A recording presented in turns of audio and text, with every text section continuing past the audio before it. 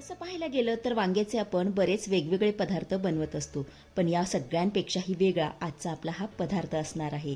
नमस्कार मंडळी, वंदना किचन मराठीमध्ये तुम्हा सर्वांचं पुन्हा एकदा खूप खूप स्वागत. नेहमी नेहमी तीच तीच भरली वांगी खाऊन जर कंटाळा आला असेल तर आज ना मी तुमच्यासाठी वांगी किसून एक मस्त नवीन पदार्थ घेऊन आली आहे.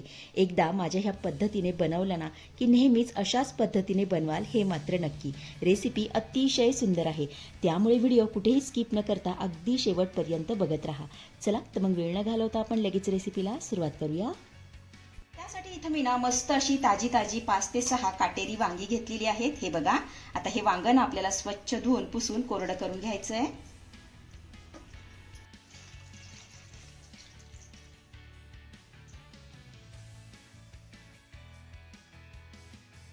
तर इथे बघा, ही वांगी ना मी स्वच्छ धुवून पुसून कोरडी करून घेतलेली आहेत. थोड्या वेळासाठी आपण ही बाजूला ठेवूया आणि एक छोटंसं वाटण तयार करून घेऊया. त्यासाठी पाव वाटी ओल्या खोबऱ्याचे काप मिक्सरच्या भांड्यामध्ये आपल्याला काढून घ्यायचे आहेत. 7 ते 8 लसूण पाकळ्या घालूया. सोबतच अर्धा इंच आलं घालायचंय. त्यानंतर मुठभर यामध्ये आपल्याला कोथिंबीर घालायची आणि जाडसर असं वाटण करून घ्यायचंय. चला, इथं आपलं हे वाटण करून तयार झालेलं आहे. हे बघा, इतकं जाडसर मी करून घेतलंय. आता हे देखील आपण थोड्या वेळासाठी बाजूला ठेवूया. त्यानंतर गॅसवरती मी कढई ठेवून घेतलेली आहे. आता यामध्ये घालूया 1 ते 1.5 चमचा तेल. त्यानंतर अर्धा चमचा मोहरी यामध्ये घालूया. मोहरी आपली चांगली तडतडली की अर्धा चमचा जिरे घालूया. त्यानंतर एक बारीक चिरलेला कांदा यामध्ये घालायचा आहे. आता हा कांदा ना आपल्याला हलक्या सोनेरी रंगावरती चांगला परतून घ्यायचा आहे.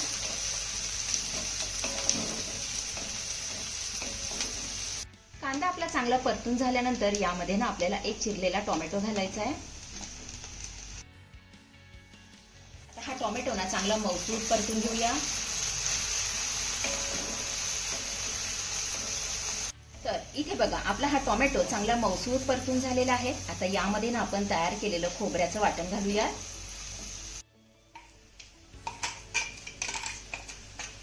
आता हे वाटण ना चांगलं मिक्स करून घ्यायचं आहे. वाटण आपलं चांगलं मिक्स करून झाल्यानंतर यामध्ये आपण काही मसाले घालूया. अर्धा चमचा लाल तिखट घालूया. त्यानंतर पाव चमचा हळद घालायची आहे. अर्धा चमचा धनेपूड, पाव चमचा गरम मसाला. त्यानंतर यामध्ये आपल्याला 1 चमचा पावभाजी मसाला घालायचा आहे. तुम्ही पावभाजी मसाल्याच्या ऐवजी सांबर मसाला घातला तरी सुद्धा चालेल. आता हे घातलेले सगळे मसाले आपल्याला 1 ते 2 मिनिटं चांगले तेल सुटेपर्यंत परतून घ्यायचे.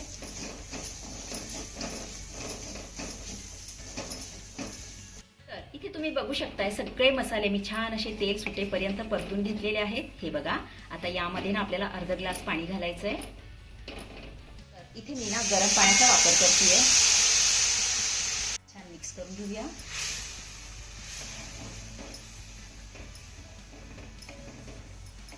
तर आपले मसाले चांगले मिक्स करून झाले की गॅसची फ्लेम आपल्याला लो करायची आहे आणि 5 मिनिटं यावर झाकण ठेवून हे मसाले आपल्याला चांगले शिजवून घ्यायचे आहेत. इथे आपले मसाले चांगले शिजत आहेत, तोपर्यंत आपण वांगी किसून घेऊया. तर वांगी किसण्यासाठी इथं मी ना मोठ्या किसणीचा वापर करते. हे बघा, आपण आता ही वांगी किसून घेऊया. आता वांगी किसत असताना मध्ये मध्ये बघून घ्यायची आहे. कधी कधी वांग ना किडकं असू शकतं, त्यामुळे व्यवस्थित बघूनच किसायची आहे.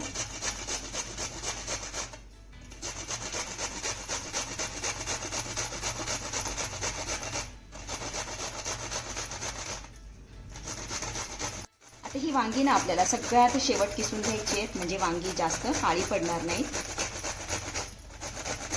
तर इथे बघा, आपली सगळी वांगी छान अशी किसून झालेली आहेत. वांगी किसल्यानंतर लगेच आपण ही फोडणीमध्ये घालूया. वांग किसत असताना एकही वांग आपलं किडकं निघालेलं नाहीये. 2 ते 3 मिनिटांनंतर यावरच मी झाकण काढतेय. तर इथे तुम्ही बघू शकता, आपले मसाले छान असे शिजलेले आहेत. आता यामध्ये ना आपण किसलेलं वांग घालूया.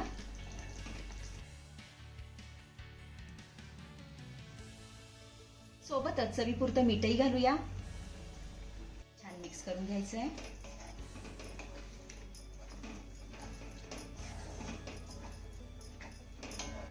तर इथे आपलं सर्व साहित्य चांगलं मिक्स करून झालेलं आहे. आता गॅसची फ्लेम आपल्याला पुन्हा लो करायची आहे आणि 5 मिनिटांसाठी यावर झाकण ठेवायचं आहे, म्हणजे आपलं वांग चांगलं शिजलं जाईल. 5 मिनिटांनंतर यावरचं आपण झाकण काढूया. एकदा ना याला तळापासून चांगलं हलवून घ्यायचं आहे.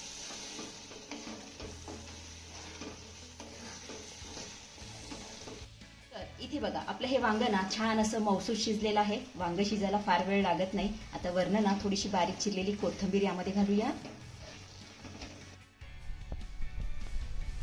तर इथे आपली किसलेल्या वांग्याची चटपटीत भुर्जी बनून तयार झालेली आहे. पावासोबत एकच नंबर लागते. अतिशय साधी आणि सोपी रेसिपी आहे. नक्की करून बघा. आपण आता ही भुर्जी काढून घेऊया.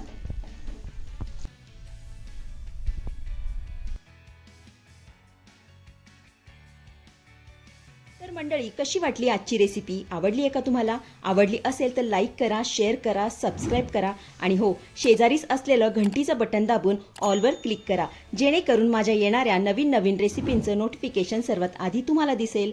धन्यवाद.